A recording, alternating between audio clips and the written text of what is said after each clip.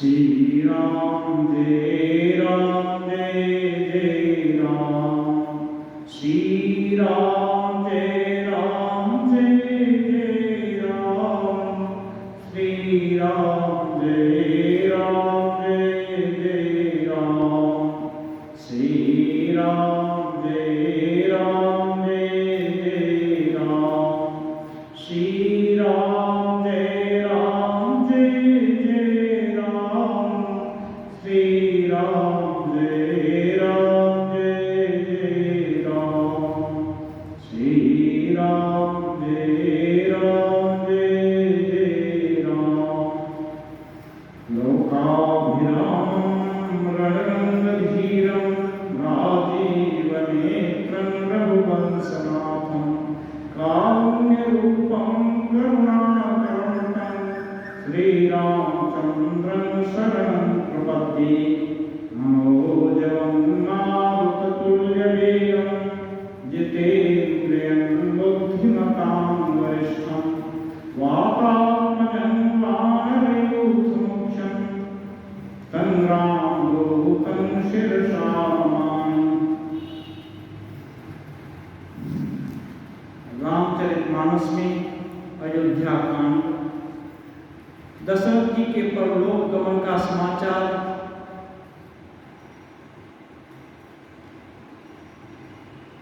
गुप्त रूप से भरत जी को भेजा गया, जिससे उनको यह न मालूम हो कि दशरथ जी परलोक सिधारे हैं। लेकिन तुरंत भरत जी गुरु वशिष्ठ जी का संदेश पाकर तुरंत वापस चले आए। ऐसा ही हुआ। भरत जी को बहुत सारी अपशकुन हो रहे थे, दिल में बेचैनी हो रही थी, कुछ अघटन की संभावना थी। उन्होंने आकर देखा तो वही सब पाया। और आकर देखते हैं, पहले अपनी माँ कैकेयी से मिलते हैं। वहाँ उनसे जान करके कि कैकेयी उनके प्राण प्रिय भाई राम जी के लिए वनवास और उनके लिए राज्य मांगी है। और यही कारण है कि राजा दशरथ परलोक सिधार गए और सारी अयोध्या के सागर में डूब गई। और इसके केंद्र बिंदु में उनका ही मोह, भरत जी का मोह ही माँ को से ये सब काम कराया। इसलिए बहुत दुखी हुए, कुछ खरी खोटी कर फिर क्या करें। समय सोच करके माता यशोदा के पास आए, माता कौशल्या के पास आए और माँ कौशल्या से बहुत सारी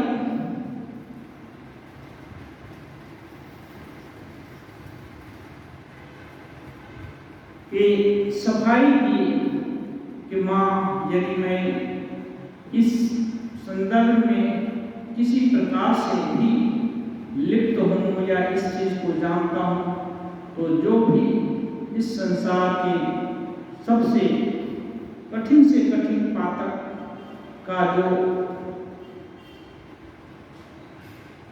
पाप पड़ता है वह मुझको हूँ, मुझे वह सब दंड विधाता दें।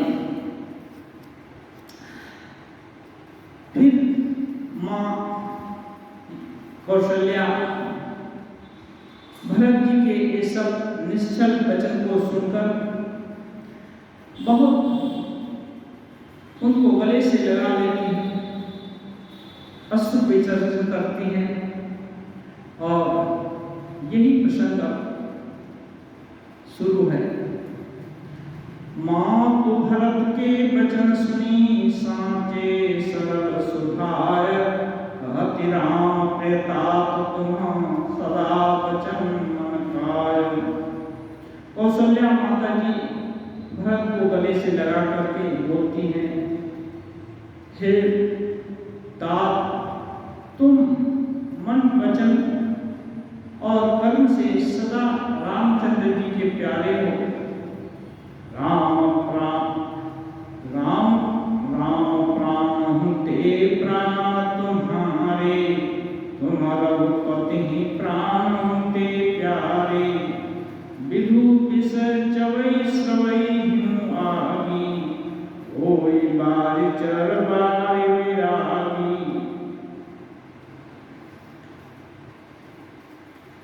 कौशल्या जी कहती हैं, श्री रामचंद्र जी के तुम प्राणों से प्रिय हो, तुम भी राम जी को भी प्राणों से प्रिय हो और राम जी भी तुम्हारे लिए प्राणों से प्रिय हैं। चाहे चंद्रमा ऐसा मान्यता है कि चंद्रमा से शीतलता निकलती है, लेकिन विष में से जलन पैदा होती है। यशोदा जी कौशल्या मां कहती हैं, चंद्रमा से भले ही विष छूने लगे, पाला आग बरसने लगे, जलचर जीव जल से विरक्त हो जाए, भय ज्ञान बिनु मिटे न मोह, तुम राम ही प्रतिकूल न हो। मत तुम्हारा यह जो जग कहानी, सो सपने हूँ सुख सुगति न लहानी। और कहती हैं, ज्ञान हो जाने पर भी चाहे मोह भले न नष्ट हो, पर तुम श्री रामचंद्र जी के प्रतिकूल कभी नहीं हो सकते। मान्यता है कि गीता में कहते हैं, ज्ञानानि सर्वकर्माणि भस्मसात् कुरुते तथा। जब ज्ञान होता है तो बाकी सभी कर्म क्षय हो जाते हैं, मोह मिट जाता है। विद्यते हृदय ग्रंथि सिद्ध्यन्ते सर्व संशयाच्यन्ते चास्य कर्माणि तस्मिन् दृष्टे परावै। हृदय की गांठ कट जाती है, मोह भंग हो जाता है, कर्म क्षय हो जाते हैं। लेकिन यहाँ भी कौशल्या मां कह रही हैं कि चाहे ज्ञान होने पर भी मोह न जाए, पर तुम राम जी के प्रतिकूल नहीं हो सकते हो। इसमें तुम्हारी समझ है, जगत में ऐसा कोई नहीं है जो कर सकता है। असकई माँ भरत ही लाए, थन पय स्वाहि नयन जल छाए। करत बिलाप बहुत ही भांति, बैठे बीती गई सब राती।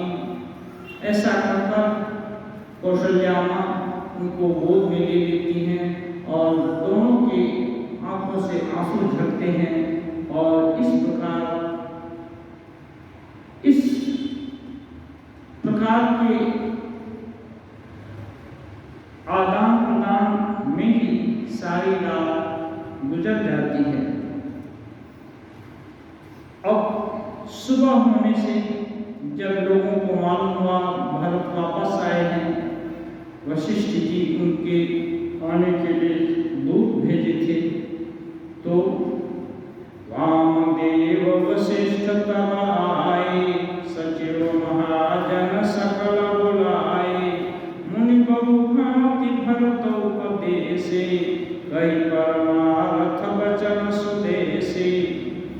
वामदेव वशिष्ठ आदि सभी श्रेष्ठ मुनि आए और सभी नगरवासियों को बुला करके भरत जी को बहुत तरह से उपदेश दिए और बहुत तरह के परमार्थ के प्रसंग भी सुनाए। तात हृदय धीरज धरहु करहु, जो सराजु उठे भरत गुर वचन सुनी, करम कहो सब काजु। गुरु जी ने भरत को बोला, बेटा धीरज धर करके आज जो अवसर उपस्थित हुआ है उसके अनुकूल तुम व्यवहार करो। गुरु जी का आदेश पाकर भरत जी उठे और पिताजी की अंत्येष्टि क्रिया करने की तैयारी की। नृपतम वेद विदित नवाया, परम विचित्र विमान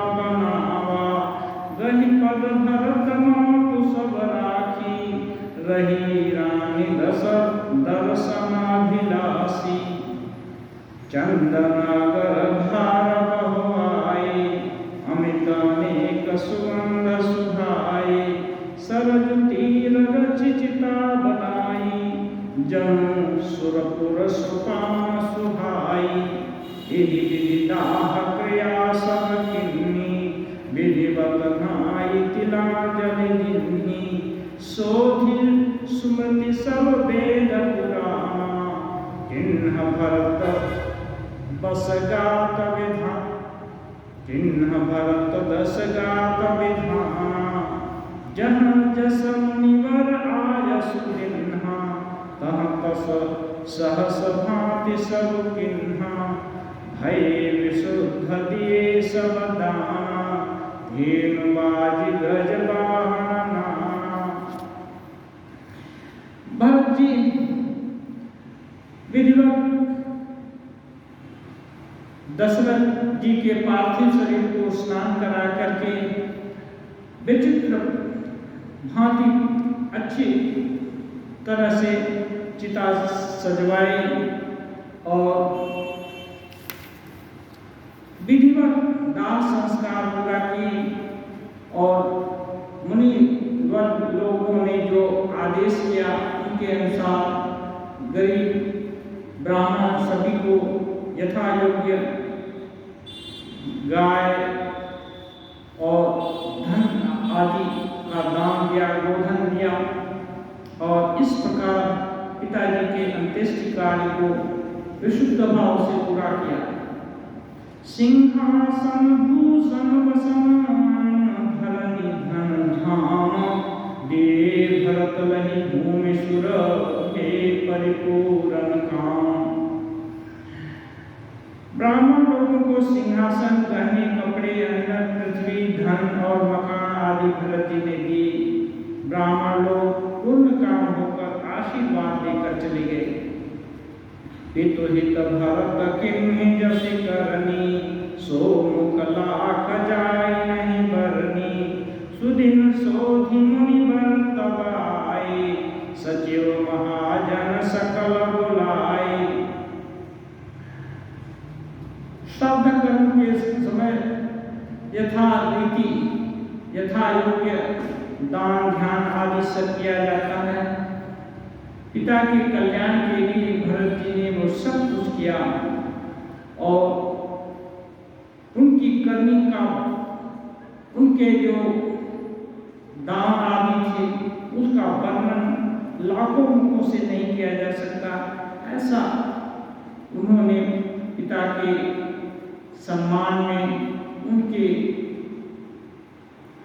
मंगल के लिए सब विधान किया। और अवसर पाकर के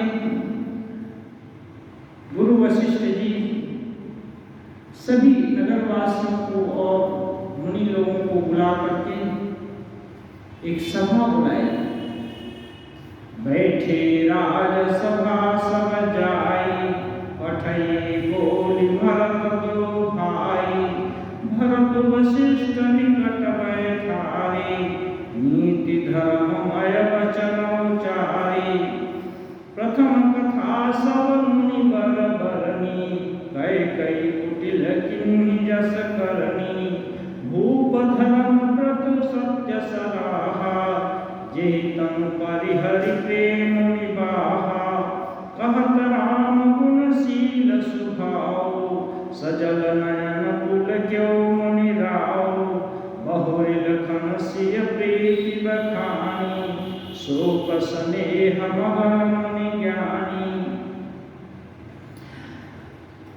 एक सभा बुलाई गई और सभी नगर निवासियों मुनि और जितने भी सभासद थे सबका सभाएं बुलाकर भरत और शत्रुघ्न को वशिष्ठ जी बुलाए और अपने पास बुला करके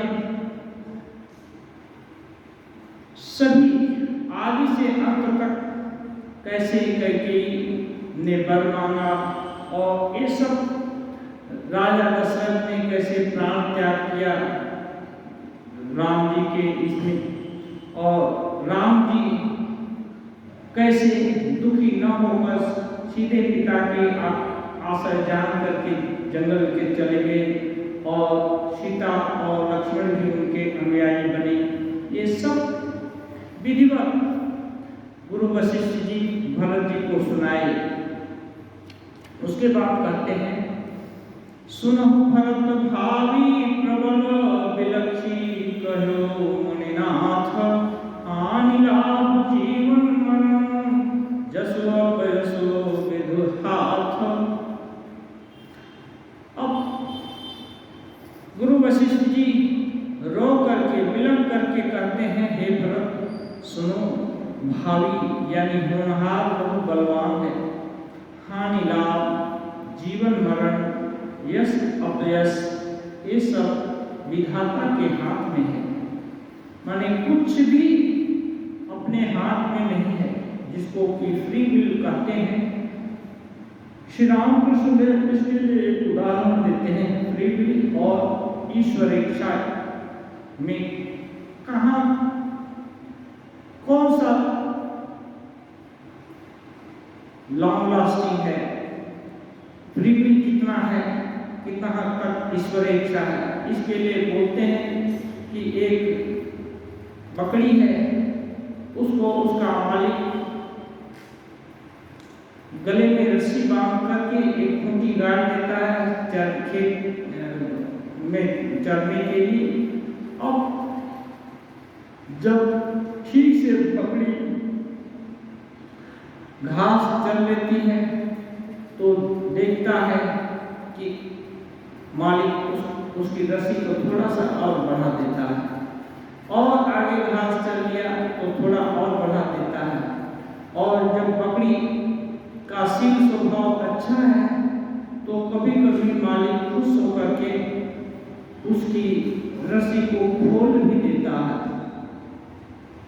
ऐसे ही रामकृष्ण देव कहते हैं, इस जीव जगत ब्रह्मांड में सभी कुछ ईश्वर के अधीन है, हम समझ नहीं पाते हैं।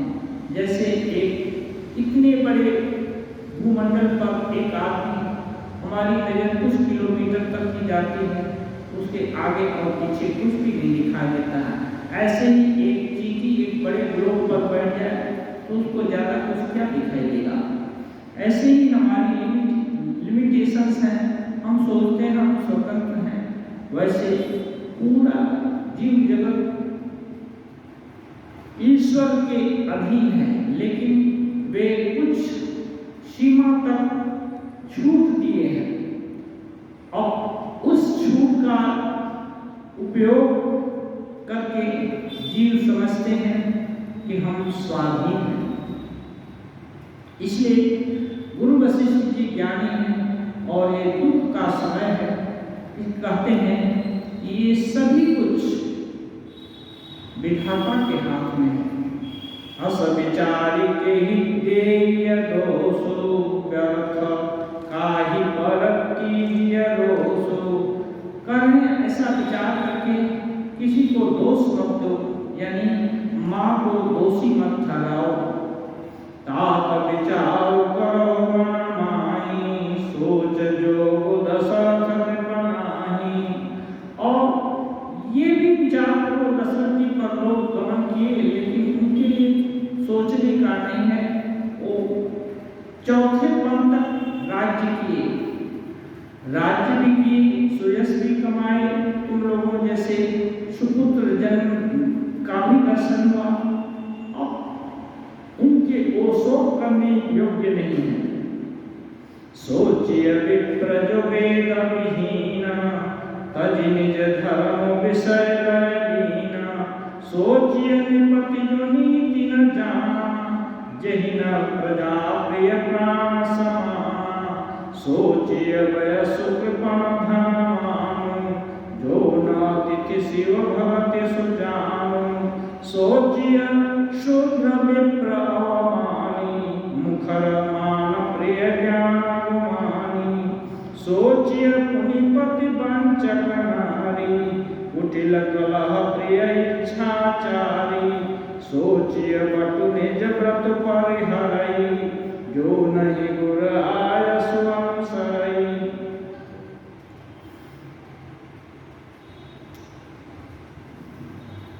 वशिष्ठ जी के मुखारबिंद से यहाँ गोस्वामी जी हम साधारण लोगों के लिए बहुत मार्के की बहुत विलक्षण चीज कर रहे हैं, बड़ा उपदेश दे रहे हैं। कह रहे हैं सोचिए विप्र जो वेद विहीना, ऐसा ब्राह्मण सोचने योग्य है जिसको वेद का ज्ञान न हो। तज निज धर्म विषय लय लीना, ब्राह्मण का धर्म है वेद मार्ग पर चले, विषय से विराग हो और ईश्वर तत्व में अनुराग हो। यदि ब्राह्मण विषय में लीन हो तो वो सोचने योग्य है। सोचिए नृपति जो नीति न जाना, ऐसा राजा जो नीति नहीं जानता है वह सोचने योग्य है। जिन प्रजा प्रिय प्राण समाना, ऐसा राजा जिसकी प्रजा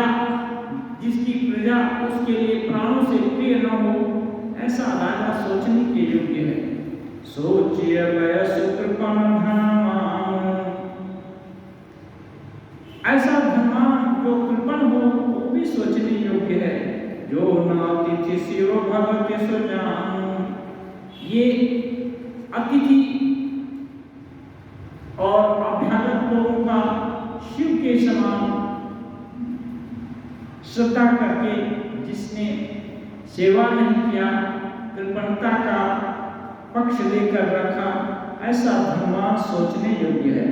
सोचिए शूद्र विप्रमानी, मुखरमान प्रिय ज्ञान मानी, और जो शूद्र ब्राह्मण का अपमान करता है और ऊंची ऊंची डींगे उनके सामने हाँकता है, ऐसा शूद्र भी जो ब्राह्मण श्रेष्ठ ब्राह्मण की सेवा नहीं करता और उनकी अवमानना करता है, ऐसा शूद्र सोचने योग्य है। सोचिए अपनी पति पंचक नारी, कुटिल कलह प्रिय इच्छाचारी, और ऐसी स्वेच्छाचारी कुटिल और वंचक पत्नी सोचने योग्य है जो पति को ही ठग देती है। सोचिए पटु निज व्रत परिहरई, जो नहीं गुर आय स्वर्ण चलई, और ऐसा ब्रह्मचारी, ऐसा बटु, ऐसा विद्यार्थी सोचने योग्य है जो गुरु जी के आदेश का पालन नहीं करता, गुरु जी की आज्ञा का पालन नहीं करता, वो ब्रह्मचारी, वो विद्यार्थी सोचने योग्य है। सोचिए गृही जो मोह बस करे करम पथ त्याग, सोचिए जति प्रपंच विगत विवेक विराग, ऐसा गृही जो अपने कर्म मार्ग से हट गया है, अपना कर्तव्य ठीक ठीक पालन नहीं करना चाहता, नहीं करता है, वो सोचने योग्य है। और ऐसा सन्यासी जो विवेक वैराग्य से रहित है, वो भी सोचने योग्य है। बैखानस सोई सोचे जो, तप बिहाई जहि धावै भो। बैखानस ब्रह्मचर्य, गृहस्थ, वानप्रस्थ और संन्यास, आगे 4 स्टेज थे जीवन के। वैखानस वानप्रस्थ आश्रम को कहते हैं, जब गृहस्थ आश्रम का उपभोग करके आदि भोग से विरक्त होने के लिए जंगल में जाकर रहते थे। ऐसे लोग जंगल में तो चले गए रीति के अनुसार, लेकिन वहां जाकर उनका मन यदि भोग की तरफ ही दौड़ रहा है तो ऐसा वानप्रस्थी सोचने के योग्य है।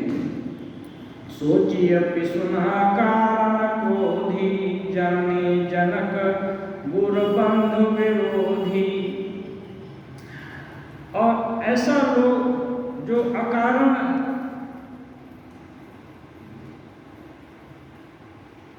क्रोधित हो जाता है, चुगलखोर है और माँ पिता और सगे संबंधियों का विरोधी है, वह चुगलखोर व्यक्ति की सोचने योग्य है।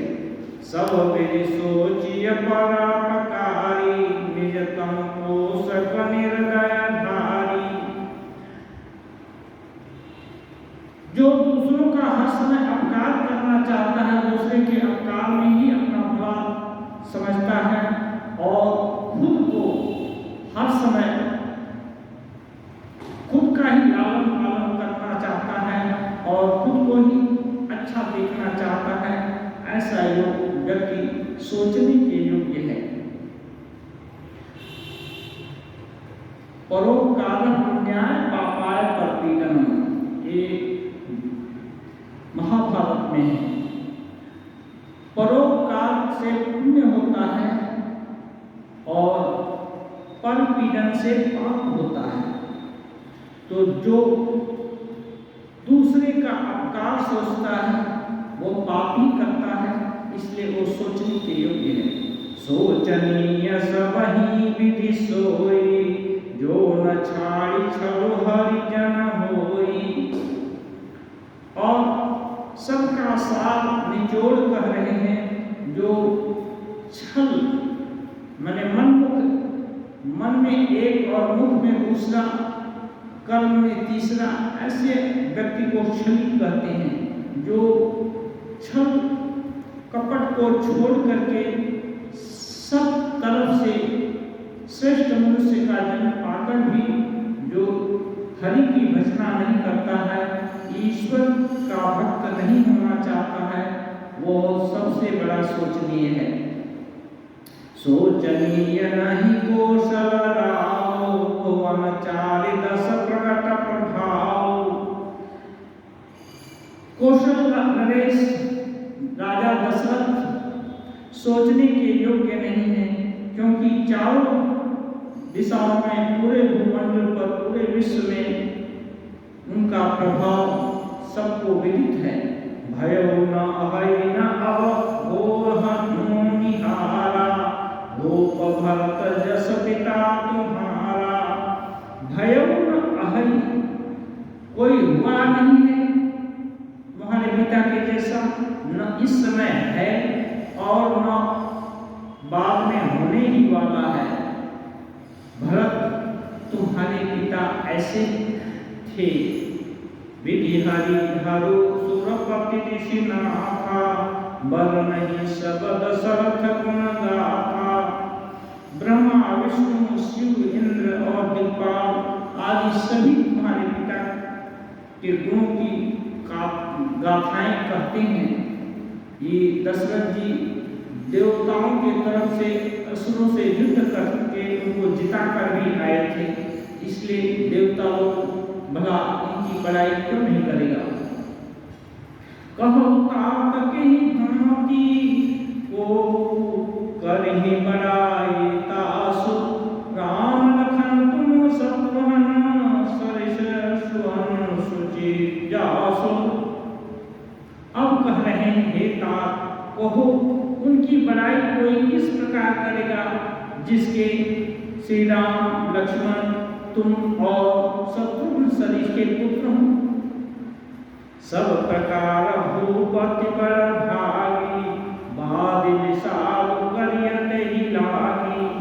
यह सुनी समुझि सोच परिहरो, सिर धरि राज रजायस करो। राय राज पद तुम कहूँ दीना, पिता बचन फुर चाहिए किन्ना। तजे राम जेहि बचन ही लागे, अनुपरिहर्यो राम बिरहागी। नृपहि बचन प्रिय नहीं प्रिय प्राणा, करहु तात पितु बचन प्रमाणा। करहु शीस धरि भूपर जाई, है तुम कहाँ सब भांति भलाई। परशुराम पितु आज्ञा राखी, मारी मातु लोक सब साखी। तनय जजाति जीवन दयो, पितु आज्ञा अघ अजसुन भयो।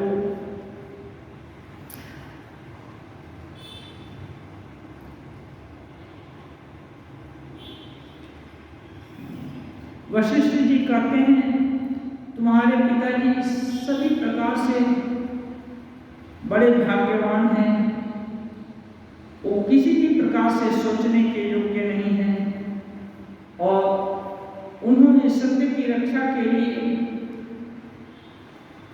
राम जी के स्नेह के लिए अपने प्राण तक त्याग दिए, लेकिन सत्य को नहीं छोड़ेंगे। इसलिए तुम भी उनकी आज्ञा को श्रद्धाले करो।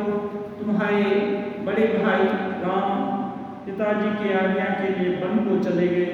अब जो आज्ञा उन्होंने तुम्हारे लिए विधान किया है, अब उसका तुम पालन करो। अनुचित उचित विचार तजी, जे पालहि पितु बहन। जे भक्ते भाजन सुख सुजस के, बसहि अमर पति ऐन। कह रहे हैं उचित अनुचित आदि का विचार छोड़कर जो पिता की आज्ञा का पालन करते हैं, वे इंद्रपुरी में निवास करते हैं। अवश्य नरेश बचन पुर करहो, पालहो प्रजा शोक परिहरहो। सुरपुर को पाई परितोषो, तुम कहु सुकृत सुजस नहीं दोषो। वेद विदित सम्मत सबही का, जे पितु देहि सो पावै टीका। करहु राज परिहरहु गलानी, मानहु मोर बचन हित जानी। सुनि सुख लहब राम वैदेही, अनुचित कहब न पंडित केही। कौशल्यादि सकल महतारी, तेउ प्रजा सुख होई सुखारी। परम तुम्हार राम कर जानी, सो सब विधि तुम सन भल मानी। सौंपेहु राज राम के आए, सेवा करहु स्नेह सुभाए। कीजिए गुरार सो बसी, कहीं सचिव कर जोरी। रघुपति आए उचित जस, तस तब करब बहोरी। गुरु जी बोलते हैं सभी प्रकार से तुम जो तुम्हारे को तुम्हारे पिताजी दायित्व दे गए हैं, वह राज्य करो। यही धर्म है कि पिता जिसको राज्य दे वो राज्य का भार संभाले। इसमें तुम्हारी कोई निंदा नहीं करेगा, सभी सुखी होंगे। माताएं प्रजा के सुख को देखकर सुखी होंगी। जंगल में राम लक्ष्मण और सीता जी भी खुश होंगे कि तुम उचित प्रजा के साथ, माताओं के साथ, सबके साथ उचित बर्ताव कर रहे हो। गुरु जी की बात सुनकर बाकी सचिव लोग भी हाँ में हाँ मिलाए और बोले हाँ हाँ ऐसा ही करने से ठीक है, ऐसा ही करो। कौशल्याधर धीरज कहई, सूत पथ्य गुराय सोहई। सो आदर्य करिय हित जानी, तजिय विषाद काल गति जानी। अब सबसे दुखिया तो उसमें कौशल्या माँ है। वो बोलती हाँ हाँ बेटा, तुम गुरु जी जो आदेश करते हैं वही पालन करो। बन रघुपति सुरपुर नर नाहु, तुम यही भांति तात कर राहु। परिजन प्रजा सुत सब अवलंबा। हे बेटा, तुम्हारे पिताजी स्वर्ग को सिधार गए, भाई जंगल को चले गए, अब तुम ही सभी माताओं और प्रजा के लिए एक अवलंब हो। इसलिए गुरु जी जो कहते हैं उसको मानो। लखि विधि काम काल कठिनाई, धीरज धरहु मान तु बलि जाई। सिर धरि गुराज अनुसरहु, प्रजा पालि परिजन दुख हरहु। सिरोधार्य करके पिताजी और गुरु जी का आदेश और हम शरीफों का आदेश मान करके तुम प्रजा का पालन करो। गुरु के वचन सचिव अभिनंदन, सुने भरत हित जन चंदन। सुनी बहोरी मातु मृदु बानी, शील स्नेह सरल रस सानी। ये सब भरत जी सुन रहे थे। भरत जी ने गुरु के वचनों और मंत्रियों के अभिनंदन और उनके सभी चंदन के सरीखे शीतल वाणी को सुना और फिर माँ की भी कोमल वाणी सुनी। सानी सरल रस मातु पानी, सुनि भरत व्याकुल भये। लोचन सरोरुह स्रवत सिंचत, बिरहु अंकुर नये। सो दशा देखत समय देहि बिसरी, समहि सुधि देह की। तुलसी सराहत सकल सादर, सीम सहज स्नेह की।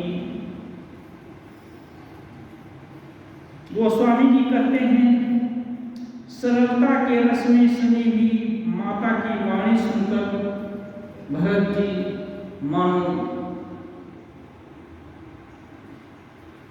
असह्य यंत्रणा पाकर व्याकुल हो गए।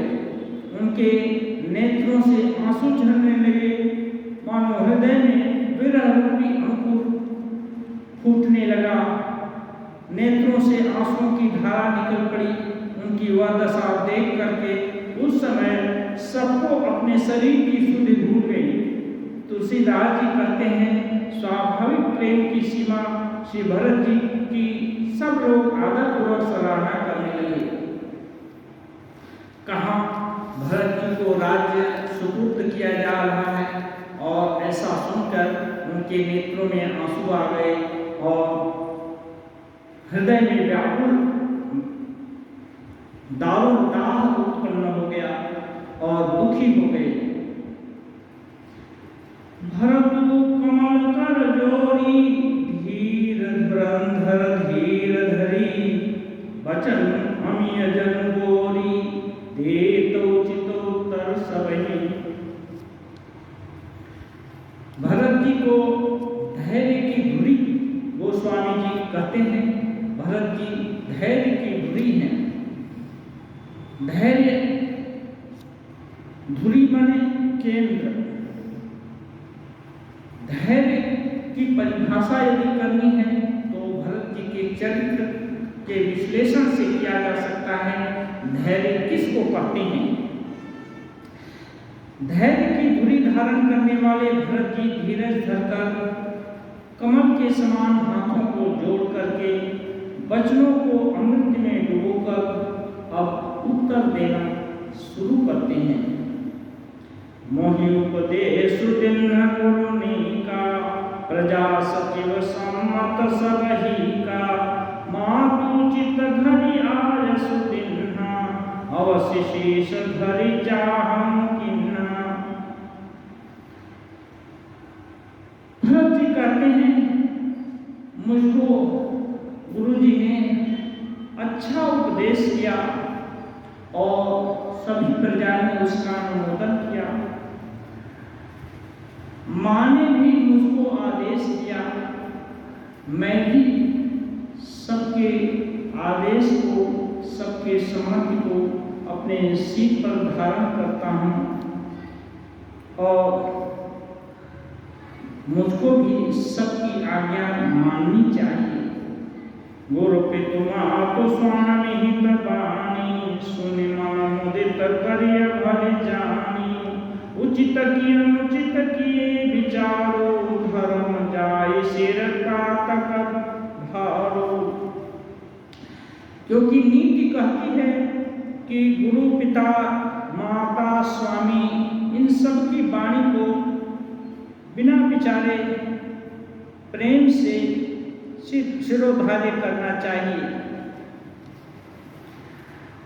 ऐसा नहीं करने से धर्म का नाश होता है और सिर पर पाप मंडराता है।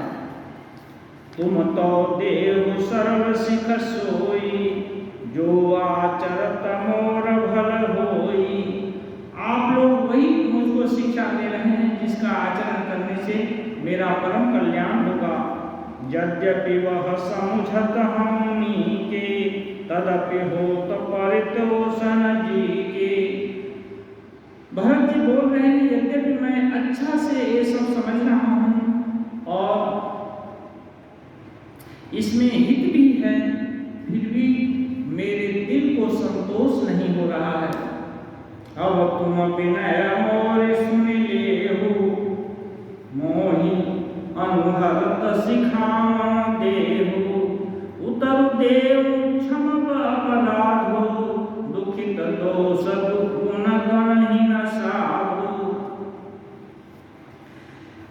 अब भरत जी कह रहे हैं, ये सब तो आप लोगों ने किया, कहा, मैंने सुना, मेरा मुझको सब बातें आप सबकी माननी चाहिए, फिर भी मेरा दिल नहीं मान रहा है। इसलिए अब मेरा भी विनय आप लोग सुनिए और उसको सुन करके, उसको सोच करके आप लोग जो भी उचित लगे ऐसी शिक्षा दीजिए। और आप सब भी श्रेष्ठ गुरुजन हैं, गुरुजी हैं, माताएं हैं और गुरुजन हैं, सभी अपने से वयस में ज्येष्ठ श्रेष्ठ हैं। इसलिए आप सबकी बात मुझको ऐसे ही मान लेनी चाहिए। फिर भी जो दुखी है, दुखी आदमी यदि अपना दुख वर्णन करता है तो साधु लोग, सज्जन लोग, अच्छे लोगों को उसका दोष नहीं गिनना चाहिए। इसलिए दुखिया का दुख सुन लेना चाहिए। इसलिए आप लोग मेरा दुख या मैं जो कहने जा रहा हूँ उसको दृष्टता न समझ करके आप लोग सुने। पितु सुर पुरुषी राम करण कहु महिराजो, यही ते जानहु रहित कै आपन बड़ काजो। कहें मेरे कारण पिताजी स्वर्ग को सिधारे, सीताराम जी वन को चले गए और आप सभी मुझको राज्य करने को कह रहे हैं। इसी में मेरा हित है कि मैं अपना काम बना लूं या राजा हो जाऊं। हित हमार सियपति सेवकाई, सो हरि लेनी मातु कुटिलाई। हित तो मेरा सीतापति राम जी की सेवा करने में था, जिसको कि माता की कुटिलता ने हर लिया, मुझसे बिछुड़ा दिया, मुझको से अलग कर दिया। मैं अनुमानी दीख मन माही, आनो पाय मोर हित नाही।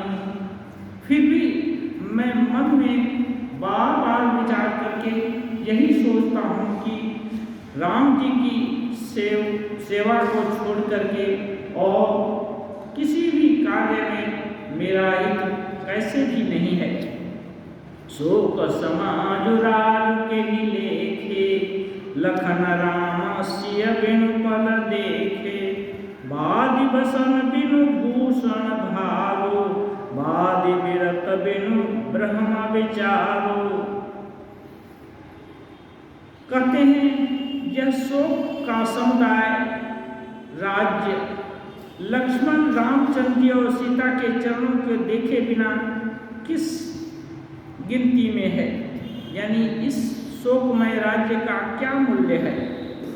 जैसे कपड़ों के बिना गहनों का बोझ व्यर्थ है, वैराग्य के बिना ब्रह्म विचार व्यर्थ है। सरोज शरीर बादि बहु भोगा, बिनु हरि भगति जाय जप जोगा। जाय जीव बिनु देह सुहाई, बादि मोर सब बिनु रघुराई। उपमा के छल से गोस्वामी जी भरत जी के मुंह से बहुत नीति की उत्तम बातें करते हैं। जैसे रोगी के शरीर के लिए नाना प्रकार के भोग व्यर्थ हैं। रोगी है तो पहले दवा चाहिए, रोग का निदान चाहिए, उसको भोग दिया जाए तो व्यर्थ है। श्री हरि की भक्ति के बिना जप और योग व्यर्थ है। भगवान के चरण कमल में प्रेम नहीं है और योग और जप लगा रहे हैं, वो किस काम का? जीव के बिना सुंदर देह व्यर्थ है। जीवन के बिना सुंदर देह व्यर्थ है। अभी किसी सुंदर देहधारी के प्राण पखेरु उड़ गए हों और जब प्राण ही नहीं है, उसमें जीवन ही नहीं है, तो ये सुंदर देह किस काम का? वैसे ही श्री रघुनाथ जी के बिना मेरा सब कुछ व्यर्थ है। जाऊं राम पहियाय सुदेव, एक कमो रहित मोहिन पर करी भला आपन चहो, सो स्नेह जड़ता बस कहो।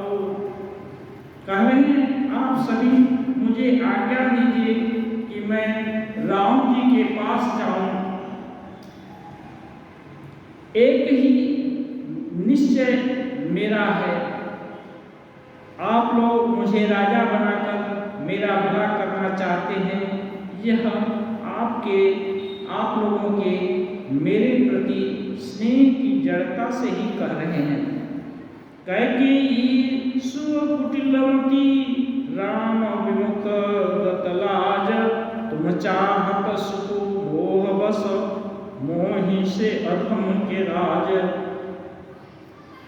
कहते हैं कैकेयी के पुत्र कुटिल बुद्धि, राम विमुख और निर्लज्ज मुझ जैसे अधम को आप लोग राज्य देना चाहते हैं और मुझको राज्य देखकर आप लोग सुखी होना चाहते हैं।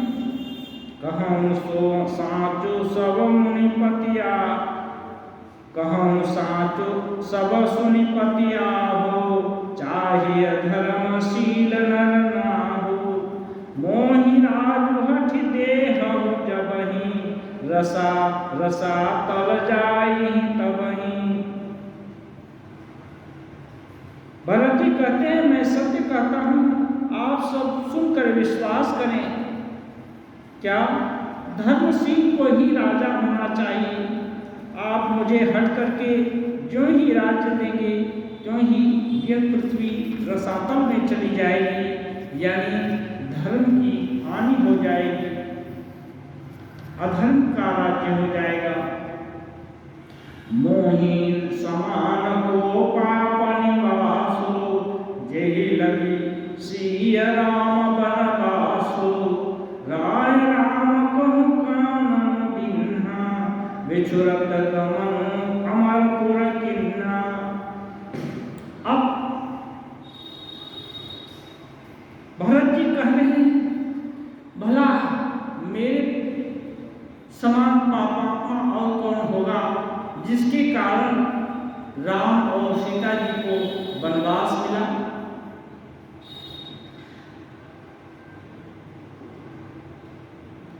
राजा दशरथ राजा जी राम जी को वन जाने का आदेश दिए और जैसे ही वे वन को सिधारे, इधर राजा भी सुरपुर को प्रस्थान किए। मैं सठु अब नरथ कर हेतु, बैठ बात सब जो सारे अनर्थों का कारण हूँ, वो सभासद में बैठकर आप सभी की ये सब बातें सुन रहा हूँ। बिनु रघुबीर बिलोकिया बासु, रहे प्राण सही जग उपहासु। कहते हैं ये रविवास, ये राजमहल को श्री राम जी से सुना देखकर भी मेरे प्राण नहीं गए। यह मेरे लिए दुर्भाग्य की बात है। जगत में मेरा उपहास हो रहा है। राम पुनीत विषय रस रूखे, लोलुप भूमि भोग के भूखे।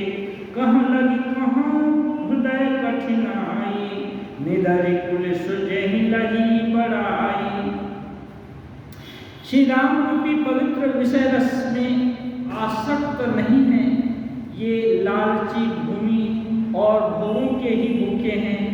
मैं अपने हृदय की कठोरता कहाँ तक कहूँ, जिसने वज्र का भी तिरस्कार करके बड़ाई पाई है। कह रहे हैं कि मेरा हृदय राम जी को न देखकर भी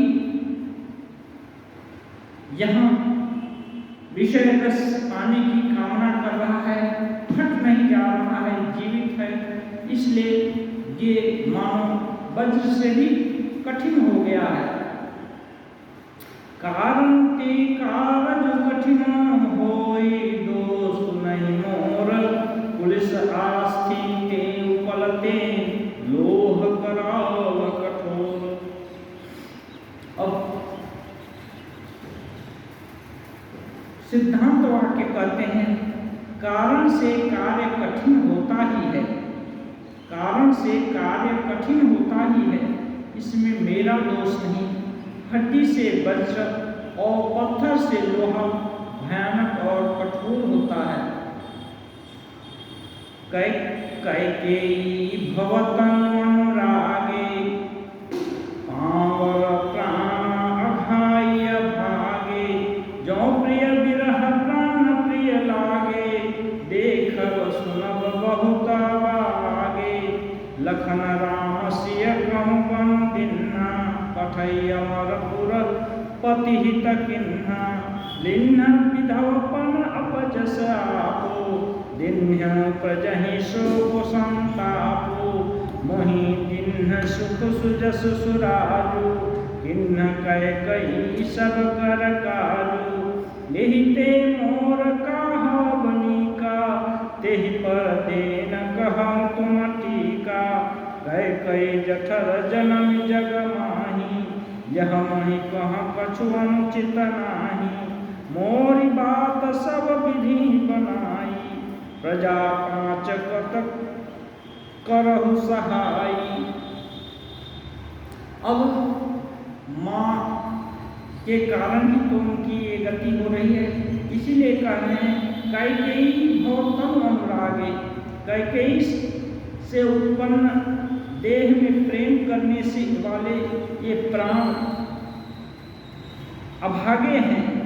जब प्रिय के वियोग में भी ये प्राण मुझे प्यारे लग रहे हैं, तब अभी आगे मैं और भी बहुत कुछ देखूंगा और सुनूंगा। क्योंकि राम जी मुझे प्राणों से प्रिय हैं, फिर भी उनके वियोग में ये प्राण नहीं जा रहे हैं। इसलिए कैकेयी के देश से उत्पन्न ये देश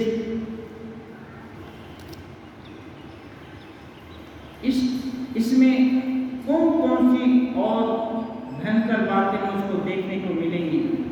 कह रहे हैं लक्ष्मण राम जी सीता जी को वन दिया, स्वर्ग भेजकर पति का कल्याण किया, स्वयं विधवापन को अपना लिया, प्रजा को शोक संताप से दग्ध कर दिया और मुझे सुख सुंदर और बड़ा राज्य दिया। कैकेयी ने सभी का काम बना दिया। अच्छा, अब मेरे लिए और क्या होगा? इससे बड़ा भला मेरे लिए और क्या होगा? और इस पर भी आप सभी लोग एक सम्मत होकर के मुझको राज्य तिलक भी करना चाहते हैं। कैकेयी के पेट से जगत में जन्म लेकर मेरे लिए यह कोई अनुचित बात नहीं है। मेरी सब बात तो विधाता ने बना ही दी है, उसमें प्रजा और पंच क्यों सहायता कर रहे हैं।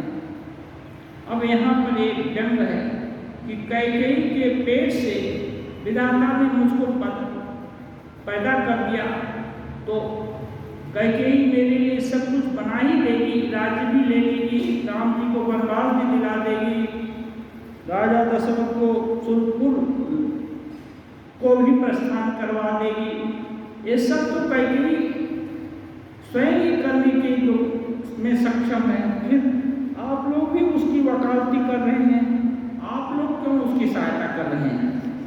आपकी सहायता की उसको जरूरत नहीं है, ये सब तो कैकेयी खुद ही कर सकती हैं। ग्रह गृहीत पुनि बात बस, तेहि पुनि बीछी मार, तेहि पियाय बारनी कहो काहो बचार। भरत जी कहते हैं जिसे कुग्रह लग गए हो, यानी वह पिचासग्रस्त हो गया हो, फिर जो वायु रोग से पीड़ित हो, वायु रोग में बात रोग से पीड़ित हो, उसी को फिर यदि बिच्छू डंक मार दे, उसको यदि उसके ऊपर भी उसको दारू पिला दिया जाए, मदरा पिला दिया जाए, तो सोचिए उसका कैसे इलाज होगा। कई सुवर्ण जो जग जोई, चतुर विरंचित दिन मही सोई, दशरथ कने राम लघु भाई, दिन्नी मोहि विधि बारी बढ़ाई। कैकेयी के लड़के के लिए संसार में जो कुछ योग्य था, चतुर विधाता ने मुझे वही सब प्रदान कर दिया, पर दशरथ जी का पुत्र और राम जी का छोटा भाई होने की बड़ाई मुझे विधाता ने व्यर्थ ही दे दी। तुम सब कहो कढ़ा माटी का, राय जाय सुसब कहानी का, उतर देव कही विधि कही कहो सुखे न जथा रुचि जेहि, मोहि कुमार समेत बिहाई, कहो कहीं के किन्ह भलाई, मोह बिनु को सचराचर माही, जेहि सिय राम प्राण प्रिय नाही, परम हानि सब कह बड़ लाभो, अदिन मोर नहीं दूषण काहू, संशयशील प्रेम बस हऊ, सबुई उचित सब जो कछु कहू, राम मातु सुठी सरल चित, मोह पर प्रेम विषेखी, कहै सुभाय स्नेह बस, मोर दीनता देखी। कह रहे हैं मुझे कैकेयी के लड़के के लिए विधाता ने सब कुछ दे दिया है, और आप सब लोग मुझे राज्य तिलक भी देना चाहते हैं। राजा की आज्ञा सभी के लिए अच्छी है, मैं किस किस को किस किस प्रकार से उत्तर दूंगा, जिसकी जैसी जैसी रुचि हो आप लोग वही वही मुझे सलाह दें। मेरी माता कैकेयी मुझे छोड़कर कहिए और कौन होगा कि यह काम अच्छा किया गया। जड़ चेतन में मेरे सिवा और कौन होगा जो कि राम जी को प्राणों से प्यारा नहीं होगा। कौशल्या माता जी मुझको सरल चित्त जानकर मेरे प्रति स्नेहवंत होकर के वो मेरी दीनता को देखकर स्वाभाविक प्रेम बस ऐसा कर रही हैं। गुरु विवेक सागर जग जाना, जिन्हीं विश्व कर बदर समाना, मोह कह तिलक साज सज सो भय, विधि विमुख विमुख सबको। माता ने तो स्नेह बस मुझको कहा, लेकिन गुरुजी तो ज्ञान के समुद्र हैं, सारे संसार के सभी रहस्य उनके हाथ में हथेली पर रखे हुए वेद के समान हैं। वे भी मुझको राज तिलक के लिए कह रहे हैं। यह सत्य है कि विधा का विपरीत होने पर सब कुछ विपरीत हो जाता है। परिहरि राम सिय जग माही, को न कहीं मोर मत मानाही। सो मैं सुनब सहब सुख मानी, अंतों की तहाँ जहाँ पानी। अब ये मार्ग की बात कह रहे हैं भरत जी। श्री रामचंद्र जी और सीता जी को छोड़कर जगत में यह कोई नहीं कहेगा कि इसमें मेरी सम्मति नहीं थी। मैं उसे सुखपूर्वक सुनूंगा, क्योंकि जहाँ पानी होता है वहीं कीचड़ भी होती है। भरत जी को भरोसा है कि राम और सीता जी कभी नहीं कहेंगे कि राज्य पाने की का लोभ भरत है। लेकिन और बाकी राम और सीता जी को छोड़कर बाकी सारा जगत यही सोचेगा, यही विचार करेगा कि भरत जरूर राज्य का लोभी है, नहीं तो ऐसी व्यवस्था उसकी मां ने क्यों किया, कैसे हो सकता है? क्योंकि लोग कार्य से कारण का अनुमान करते हैं। जहाँ कीचड़ है इसका मतलब वहाँ पानी था या कुछ मात्रा में अभी भी है। इसलिए यदि मैं राज्य का भोग करूँगा तो सभी लोग जरूर कहेंगे कि भरत की भी इसमें सम्मति थी। डर नहीं जग कहीं की पोचो। फिर अब निडर होकर कहते हैं संसार चाहे भले ही मुझको ऐसा भला बुरा कहे, इसका मुझे डर नहीं है। परलोकहु करना ही न सोचू। और इस अपराध के कारण मेरा परलोक नष्ट हो जाएगा, इसका भी मुझे भय नहीं है। एक और बसदु सहदवारी, मोहे लगी भेसिय राम दुखारी। इस सबका मुझको कोई परवाह नहीं है, लेकिन मेरे दिल में एक ही दुख है कि मुझको केंद्र करके राम और सीता जी 14 वर्ष दुखी जीवन यापन करेंगे। मेरे कारण उनको दुख दिया गया, यह सोच करके मेरा दिल दुखी हो जा रहा है। जीवन लाभ लखन फल पावा, सब तज राम चरण मन लावा। करें जीने का सुफल लक्ष्मण पा गए अच्छी प्रकार से, जो सब कुछ छोड़कर राम जी के साथ चले गए। और जन्म रघुबर बन लागी, झूठ काह पछताऊं अभागी। मेरा जन्म तो श्री राम जी के वनवास के लिए ही हुआ था, मैं अभागा झूठ मूठ भला क्यों पश्चाताप कर रहा हूँ। भरत जी नाना प्रकार से सभी गुरुजनों, परिजनों और सभासदों, नगर निवासियों के सामने बिलख करके अपने को कोस रहे हैं कि मेरे ही कारण इतना सब अनर्थ घटित हुआ, जबकि मुझको इसका कुछ भी ज्ञान नहीं था। इसलिए मैं भला कैसे राज्य ग्रहण कर सकता हूँ। ये और आगे चलेगा। भरत जी किसी प्रकार से भी राज्य की तरफ जागृत स्वप्न सुसुप्ति किसी भी अवस्था में कहीं नहीं झुके, लेकिन अपना उत्तरदायित्व हर समय ठीक ढंग से पूरा किए, तटस्थ रह करके सेवा भाव से। ध्येयं सदा परिभवग्नमधिष्ठदोहं, तीर्थास्पदं शिवरिञ्चिनुतं शरण्यं। भृत्याप्यहं प्रणतपालभवाधिपोतं, वन्दे महापुरुषे चरणं